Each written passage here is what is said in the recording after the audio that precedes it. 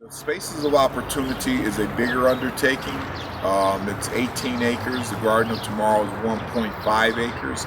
And the Spaces of Opportunity will allow us to take the same type of community building, put it in a bigger platform, while honing our ability to bring in community gardeners, honing our ability to also bring in incubator farmers, so beginning or apprentice farmers, and so taking it to another level. Before the garden got as large as it is now, and before too many people came to the garden, I donated seeds from Texas. They didn't have any peas here, and I wanted some green peas. I must say that I did donate the peas. They did raise the peas, but I didn't get one pea. For the Garden of Tomorrow, this is the showpiece, right? And I see this really growing out to be the model is what's being shown on a national basis, because people are coming in asking about this model. Spaces of Opportunity, I see my vision is, I guess the architectural vision is to design is to build out an amphitheater. There's going to be a big art mural, covering the entire portion of the 18 acres over there. But for me, I see building out a youth component of this in the arts, building out a community component where the community can come in and enjoy the garden and enjoy the arts that we will have going on in the garden, from poetry to storytelling to music. My idea is to build symphony to rock and roll, right? And to capture the cultural diversity that's in our community through song, through dance, which, brings inclusion. So it's about, again, building healthy people through their mind first, but building healthy communities through joining everyone together. Right now, the young people are very excited about it, and they tell them, that they can come down and get greens. And at one point, I think you had watermelons down here too, and they were very excited about that. And when they come to the garden, they have access, and they learn from the garden, because they don't know where greens come from, onions came from. They didn't have the knowledge to all of that. They read it in the books, but there is a thing, it's different when it's out in the open, where they can actually see and everything, where it came from and how it grows and how it materializes and how it leaves here and go into the stores, and how it's a process for them to have access to it. So they love it because of the education, and it's doing more than people realize, because they didn't have the knowledge to that. When I first come to the garden, it's like we rip off the old stuff and then put in new seed, and then we reseed it, and then we harvest it, and then we just take it to the farmer's market, and then we just sell it. Fresh produce. So we are an organization that has dealt with trying to reverse the prison pipeline billion-dollar industry. What an incredible, beautiful business.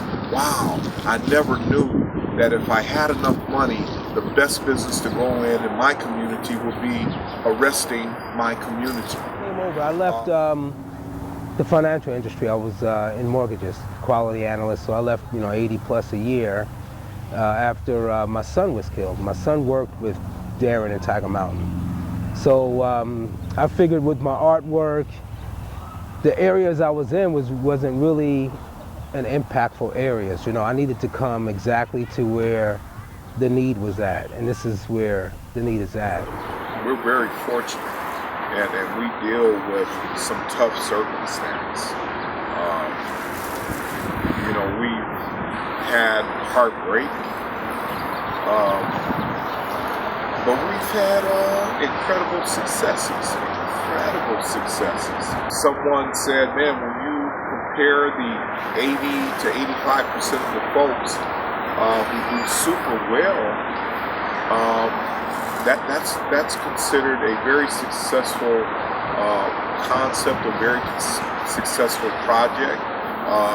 Doesn't diminish the heartbreak, but it definitely lets you know why you continue to keep on keeping on. We keep moving forward because of all the good news we get in the course of a day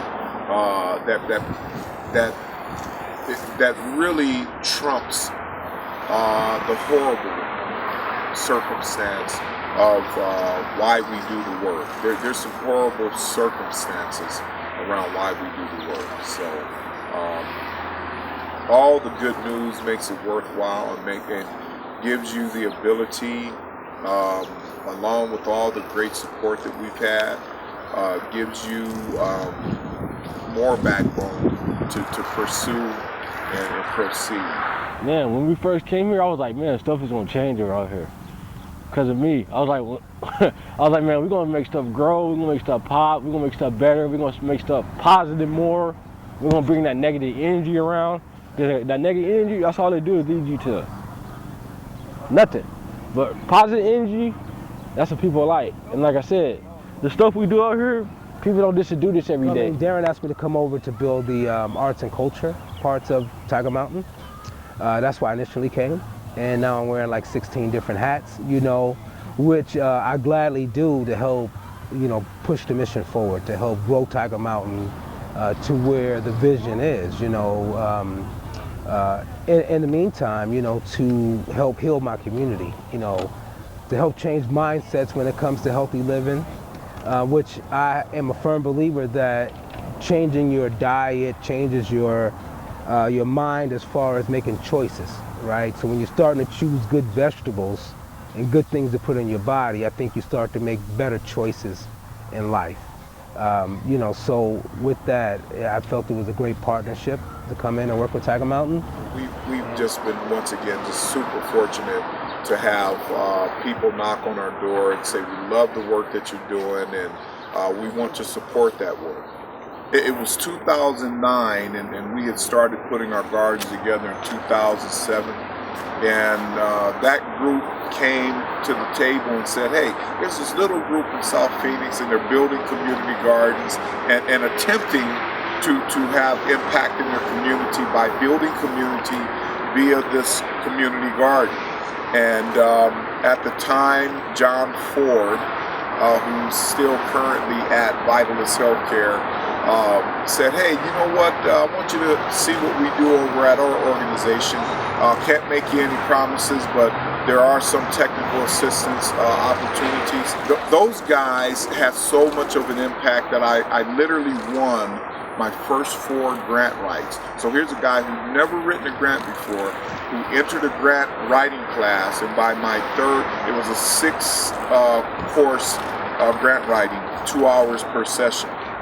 And by my third session, I won my first $500. And by the end of the 6 weeks, I had won 500, 1,000, 2,500, and 33,343. But they trusted in us, and we worked our behinds off to keep up and be a part of a even bigger entity financially in Phoenix.